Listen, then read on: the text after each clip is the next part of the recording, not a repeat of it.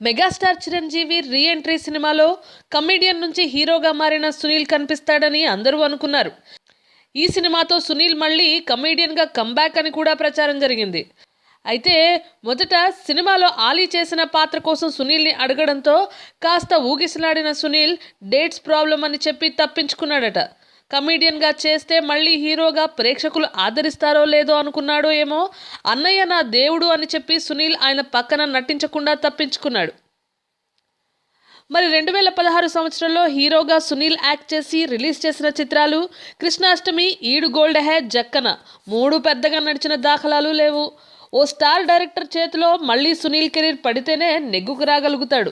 మరి Sunil close friend, best friend అయిన మాటల మాంత్రికుడు త్రివిక్రమ్ శ్రీనివాస్ సునీల్ కెరీర్ని నిలబెట్టడానికి అతన్ని హీరోగా సినిమా చేస్తాడా? ఇప్పటికే త్రివిక్రమ్ షెడ్యూల్ బిజీగా నడుస్తోంది.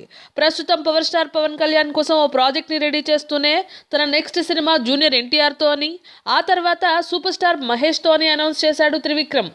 ఈ లెక్కన చూస్తే సునీల్ వంతు వచ్చేసరికి 2019 సంవత్సరం వస్తుందేమో. మరి చిరంజీవి ఖైదీలో నటించినా పోయేది, కనీసం కంబ్యాక్ అన్నా దక్కేది.